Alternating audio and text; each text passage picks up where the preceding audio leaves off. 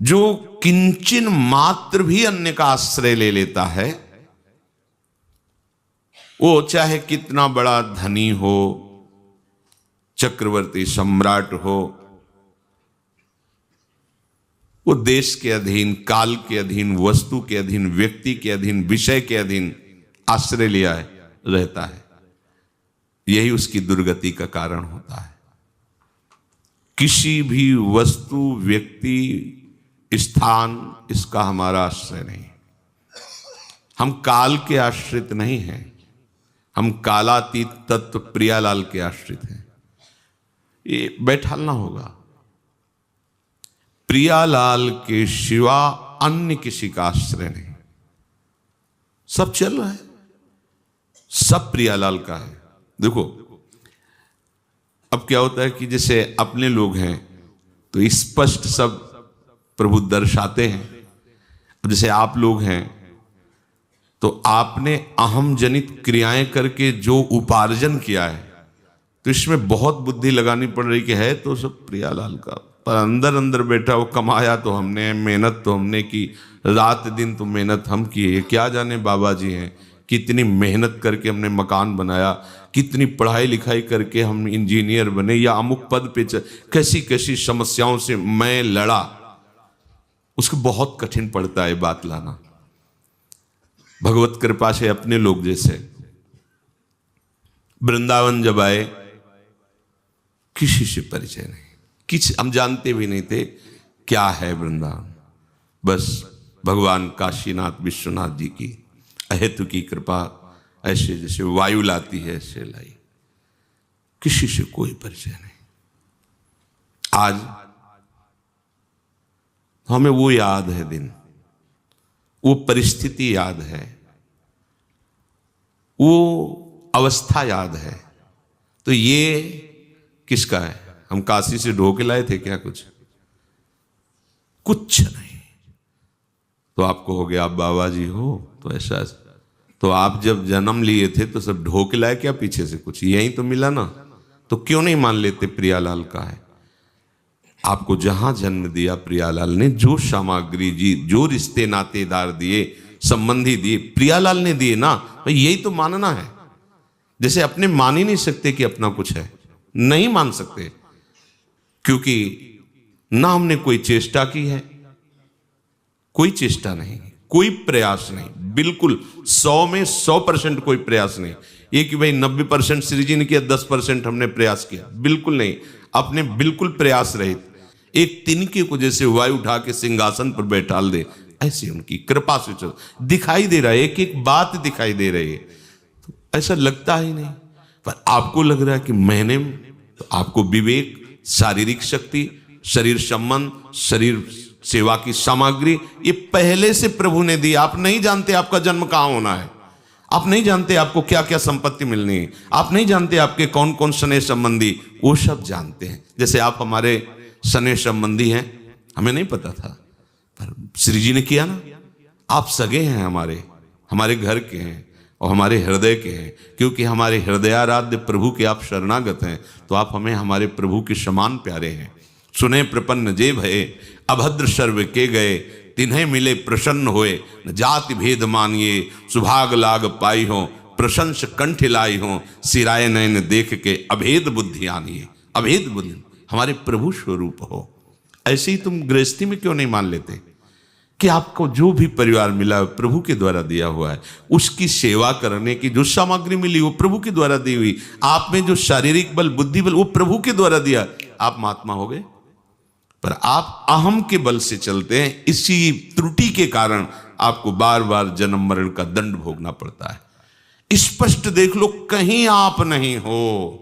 अगर आपकी आंखें ना खोलते प्रभु, तो जिनकी नहीं खोलते तो देखा ही नहीं संसार कैसा है। आपको आंख दी है, श्रवणेंद्री दी है, वाकेंद्री दी, उन्होंने ही तो दी है ना। तो तुम्हारी सत्ता क्या है? विवेक के द्वारा जब समझ लोगे तो आप जान जाओगे कि भगवत स्वरूप, भगवत कृपा, भगवत सेवा सामग्री, भगवत में सेवा, जीवन मुक्त हो। अभी जीवन मुक्त, बस ये समझना है। निराश्रया, इस पर ध्यान देना चाहिए। जैसे ये निराश्रया की बात सुनी तो खलबली मच जाती है कि इनसे ऐसे चलता है तो हम उनका आश्रित। आपको आश्रित नहीं होना, समझना है सब प्रभु की वस्तु है, खत्म खेल। अब अभी आप इसे तोड़ने लगो तो हम आपका विरोध कर देंगे, नहीं, ये श्री जी की वस्तु है, ये सत्संग के लिए है, भगवत भजन के लिए है, आप इसको ऐसे नहीं कर सकते, श्री जी के है ऐसा।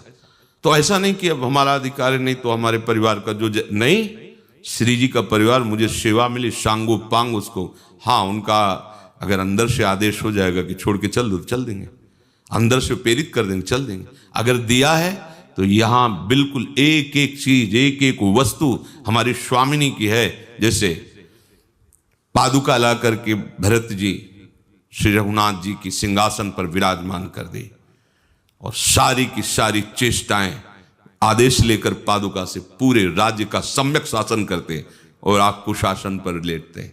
आप कैसे जीवन व्यतीत करते। सूचना आई कि कोई पर्वत लेकर के अयोध्या से गुजर रहा है, हमें लगता है जो लंका में युद्ध हो रहा है तो कोई ऐसा विरोधी पक्ष अयोध्या को भी नष्ट करना चाहता है। भरत जी व्याकुल हो गए, ये रघुनाथ की राजधानी है और मुझे सेवा का ये अवसर मिला है कि अयोध्या की सुरक्षा, जब तक अयोध्यानाथ वापस ना जाए कोई भी त्रुटि नहीं होनी चाहिए। जानते हो महावीर हनुमान को गिराने में एक सेकंड नहीं लगा भरत जी को। ऐसे कुशा में बैठे थे, कुश लिया और संधान किया और इतनी चतुराई से कि मानो जो पर्वत को लिए उसको वेध दिया तो पर्वत तो गिर ही जाएगा ना, उसको वेध करके पर्वत को वहीं रोक ले, अयोध्या पर न गिरने पाए। द्रोणागिरी पूरा उठाए थे हनुमान जी महाराज। जब हनुमान जी गिरे तो राम राम, अब कांप गए भरत जी, ये क्या हुआ, ये तो भगवान का कोई निज दास है जो मूर्छावस्था में भी व्याकुल हो गए। बड़ा अपराधी हूं, अपराधी हूं, वैसे ही प्रभु से विमुख हूं, आज भक्त का अपराध, बड़े व्याकुल। अगर मैं मन वचन कर्म से रघुनाथ जी के चरणों का आश्रय, तत्काल हनुमान जी को होश आ गया और कहा सुनो तुम शीघ्र हमारे बाण पर बैठो, अभी अभी पहुंचाता हूं रामादल में। उनका भगवान आपकी कृपा से आप ये बाण की जरूरत नहीं पड़ेगी बैठने की, वायु वेग से हम भी चल लेते हैं, आपकी कृपा, अभी अभी पहुंचाते हैं। ये आप बैठते कुशासन में रक्षा करते हैं अयोध्या की, पर अयोध्या के नाथ हैं अयोध्या नाथ, ये बात मन में बैठी हुई है। ऐसे ही उपासक चाहे वो गृहस्थ हो चाहे वो विरक्त हो, उसको जो सेवा मिली है अपने स्वामी की वस्तु मानकर, अपने स्वामी की प्रसन्नता के लिए, प्रमाद नहीं, एक एक पंखुड़ी, एक एक वस्तु, एक वो श्री जी की है, इसलिए उसको उसी सम्मान से, उसी तरह ऐसे ही गृहस्थी में करना चाहिए। केवल गृहस्थी और विरक्ति ये दो मार्ग बताए गए हैं, बात तो दोनों में है, प्रभु की ही आराधना। देखो त्यागी के त्याग को देखकर लोग प्रशंसा करते हैं, पर गृहस्थी के त्याग को कोई नहीं जान पाता। यही हम कल कुछ उपासकों से कह रहे थे कि हम ब्रह्मचारी हैं, हम एकांतवासी, हम त्यागी हैं, वनवासी हैं, सब कोई जानता है प्रगट में। लेकिन वो जो पत्नी के साथ रहता है और ब्रह्मचर्य से रहता है और नमक रोटी खाता, रात दिन भजन करता है, उसको कोई नहीं जानता है। लेकिन वो कितना प्रणाम करने योग्य है हम विरक्त उपासक जानते हैं, क्योंकि हम डरते हैं और बचते हैं, और वो वहीं रहता है, उसी विषय के साथ रहता है और ब्रह्मचर्य से रहता है और भजता है प्रभु को। कितनी बड़ी सामर्थ्य उसकी है, किसके बल से? श्री जी के बल से। त्यागी अपना त्याग दिखा सकता है, लेकिन वो गृहस्थ अपना त्याग छपवाता भी नहीं है, प्रचार प्रसार भी नहीं, और गुप्त रूप से कितना महात्यागी है भगवद आश्रित। ये कोई प्रशंसनीय बात नहीं है कि बाहरी वेश परिवर्तन हो गया। अगर आपका आंतरिक उद्देश्य प्रियालाल है तो चाहे गृहस्थ में हो चाहे विरक्त में हो, दोनों बंधनी हैं। और उद्देश्य संसार है तो चाहे गृहस्थ में हो चाहे विरक्त में हो, दुर्गति दोनों की निश्चित है। उद्देश्य, ये उद्देश्य पुष्टता तभी होती है जब निराश्रया बात आती है, अन्य आश्रय नहीं, भगवद आश्रय। आप कहोगे कि गृहस्थी में तो अन्य आश्रय, अरे चक्रवर्ती सम्राट है महाराज, अम्बरीश जी, तुम्हारी गृहस्थी कितनी, उनका राज्यपुर, चक्रवर्ती सम्राट, एक क्षत्र राजा, पर भगवदाश्रित है, अन्य किसी का आश्रय नहीं है। यही तो देखो ना, दुर्वासा जी से कह सकते थे कि यदि आप तपस्या का बल प्रदर्शन कर रहे हो तो जीवन भर हमने भी भगवान की आराधना की है, एक शब्द नहीं बोले, ऐसे ही सर झुकाए खड़े रहे, सारा का सारा भगवत वैभव वहां प्रकाशित हो गया। कहीं भी उनको अपने तपस्या भजन का भी आश्रय नहीं, केवल प्रसावई मन कृष्ण पदारविंद, केवल भगवत आश्रय। क्योंकि जो साधन भजन होता है वो तो उनकी कृपा से होता, मेरा थोड़ी है कोई आश्रय, एकमात्र प्रभु का आश्रय है। यही हरिराम व्यास जी सारा कर रहे हैं, काहू के बल भजन को, काहू के आचार और व्यास भरोसे, एकमात्र कुंवरी किशोरी का भरोसा आश्रय। ये हृदय की छानबीन कीजिए, अन्य आश्रय नहीं होना चाहिए, न वस्तु का, न व्यक्ति का, न स्थान का। मुक्त होने के लिए तुम्हारा सब कुछ, तुम्हारा पूरी सृष्टि तुम्हारी, क्योंकि जिनका सब वैभव वो तुम्हारे, तो अपने पिता की संपत्ति का अधिकारी जैसे पुत्र होता है, ऐसे समस्त भागवतिक वैभव का अधिकारी भगवान का दास होता है।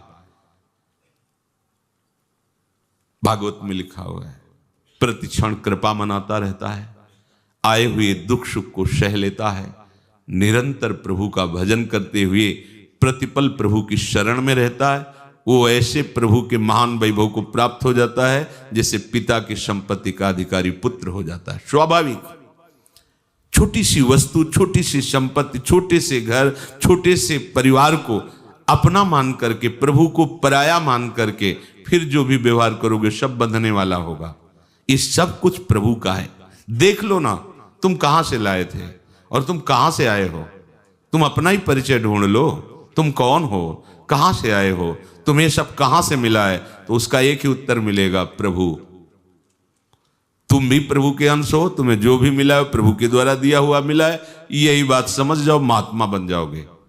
यही बात समझाने के लिए रोज सत्संग होता है, या जहां भी सत्संग होता है सब संत महात्मा यही बात समझाना चाहते हैं। स्वयं भगवान के सिद्ध पुरुष निराश्रया होता है, उसे न शरीर का आश्रय होता है, न भोगों का आश्रय होता है, न शरीर संबंधियों का आश्रय होता है, किसी का आश्रय, एक मात्र, एक भरोसो, एक बल, एक आस विश्वास, एक बस, व्यास भरोसे को, एक बस, एक। अगला है, जब वो किसी का आश्रय नहीं लेता सिद्ध पुरुष, तो स्थिति क्या होती है? बोले नित्य तृप्तः। ये खास बात, नित्य आनंद, ब्रह्मभूता प्रसन्नात्, अपार आनंद उसके हृदय में रहता है, क्योंकि उसने केवल आनंद सिंधु प्रभु का आश्रय लिया है। जीव को अपार आनंद कब मिलता है? जब वो अपने अंशी में तन्मय होता है। हमारे अंशी हैं प्रभु प्रियालाल। जीव का जो अंशी है वो ईश है, परमात्मा है, प्रभु है। इसको अपार आनंद तभी मिलेगा जब ये अपने अंशी में समर्पित हो जाएगा। ऊपर शब्द है निराश्रया, उसने किसी का आश्रय नहीं लिया। त्यक्त्वा कर्म फलासंगम, उसने कर्म फल की सामग्री और कर्म का परिणाम रूप ये सब प्रभु का है ऐसा मान लिया। अब उसको क्या प्राप्त हो रहा है? नित्य तृप्ता, वो कृतकृत्य हो गया। जिसे गोस्वामी जी कह रहे हैं, पायो परम विश्राम, राम समान प्रभु नाही कहूं परम विश्राम। जैसे कागभूषण जी कहते, अब कृतकृत्य भयऊ मैं। केवट जी कह रहे हैं, अब कछुनाथ। ये नित्य तृप्ता, किसी भी विषय से तृप्ति होती है पर वो अनित्य तृप्ति होती है। जैसे भूख लगी, भोजन पाया, तृप्ति हुई, आहा, पर कितने घंटे के लिए? अनित्य तृप्ति होती। किसी भी विषय को भोग लो, अनित्य तृप्ति होती है पर अनित्य तृप्ति। और यहां नित्य तृप्ता, किसी विषय से नहीं, किसी व्यक्ति से नहीं, किसी घटना से नहीं, किसी पद से नहीं, किसी परिस्थिति से नहीं, क्योंकि ऊपर बता दिया निराश्रय, वो इनके आश्रित है ही नहीं। तो अब जिनके आश्रित है वो है कौन? नित्य। तो तृप्ति कौन सी होगी? नित्य। और आप जिनका आश्रय लिए हो, तृप्ति अनुभव करना चाहते हो, वो क्या है? अनित्य। तो आपकी तृप्ति कैसी है? अनित्य। अभी हाँ बस अब नहीं, और फिर शाम के चाहिए, फिर सुबह चाहिए, तो तृप्ति तो नहीं हुई ना, क्योंकि अनित्य से नित्य की तृप्ति हो ही नहीं सकती। हमारा स्वरूप नित्य है, हम नित्य में तृप्त हो सकते हैं, अनित्य में नहीं। तो काहे को समय बर्बाद कर रहे हो अनित्य में तृप्ति ढूंढने के लिए? यही तो कामना और वासना है। अच्छे से समझो, आप नित्य भगवान के नित्य अंश हैं, आपकी मांग नित्य तृप्ति है जो केवल भगवान से पूर्ण होगी। आप अनित्य संसार के अनित्य भोगों में, अनित्य व्यक्तियों में, अनित्य परिस्थितियों में, अनित्य पदों में कभी भी नित्य तृप्त नहीं हो सकते। कोई भी पदाधिकारी हो, अपने हृदय में हाथ रख के कहे कि आगे बढ़ने की हमारी इच्छा नहीं, कहीं भी हो, वो अभी जहां पहुंचना चाहिए नहीं पहुंचा, ऐसा उसके हृदय में होता है। पर वो होता है बहिर्मुख, इसलिए बाहर ही खोजता है। कितना भी बढ़ता चला जाए वो अनित्य तृप्ति की तरफ जा रहा है, इसलिए वो नित्य तृप्त नहीं हो सकता। नित्य तृप्त वही होता है जो नित्य तत्व में अपना जो संबंध है उसे स्वीकार करके साफ संबंध हटा देता है।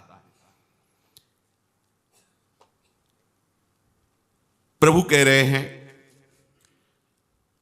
जो कर्मफल का त्यागी, अन्य आश्रयों का त्यागी होता है, वो मेरे में तन्मय रहता है, इसीलिए वो नित्य तृप्त रहता है।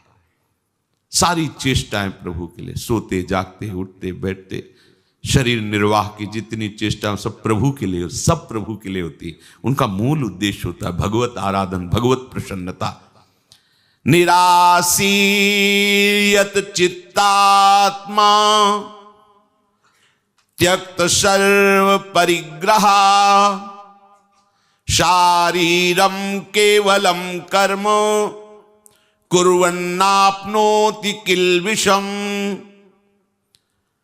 जिसका शरीर और अंतःकरण अच्छी तरह से वश में किया हुआ है, जिसने सब प्रकार के संग्रह परिग्रह का त्याग कर दिया है, ऐसा इच्छा रहित उपासक केवल शरीर संबंधी कर्म करता हुआ भी पाप को प्राप्त नहीं होता। प्रभु कह रहे हैं निराशीर्यत चित्तात्मा।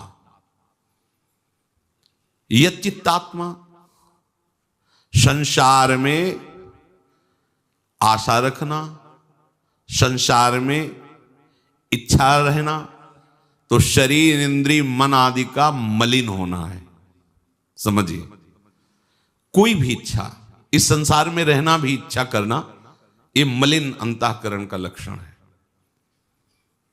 तभी तो जो निर्मल मन वाले होते हैं, न जीने की इच्छा है, न मृत्यु की इच्छा है, न सुख की इच्छा है, न दुख की इच्छा है, न मान की इच्छा है, न अपमान। अब इच्छा क्या है? जोई जोई प्यारो करे सोई मोहि भावे। अपनी कोई मांग नहीं, अपनी कोई इच्छा नहीं। ध्यान दीजिए, हम समझते हैं कि अंतःकरण तब पवित्र होगा जब हम तीर्थों में गोते लगाएंगे, भ्रमण करेंगे, व्रत रहेंगे आदि आदि। ठीक बात समझ लो। शरीर को अपना मान करके और अपने को कर्ता मानकर कुछ भी कर लो, जो पवित्रता प्रभु की प्राप्ति कराती वो पवित्रता होगी ही नहीं। कुछ भी कर लो, छूटिबे के जतन विशेष बांधे जाएगो, वह है विष भोजन जो सुधा सानि खायोगो। अच्छे से समझ लो, मलिनता क्या है? शरीर और संसार एक ही बात है। इच्छा, ये मिल जाए, ये हो जाए, ऐसा हो जाए, वैसा हो जाए, ये जो इच्छा है, शरीर इंद्रियां मन इसी इच्छा के कारण मलिन रहते हैं, और मलिन होने के कारण ये अधीन नहीं होते। साफ बात समझ लीजिए। अगर इच्छा है, कहीं भी चले जाओ, मलिनता साथ लिए ढो रहे हो।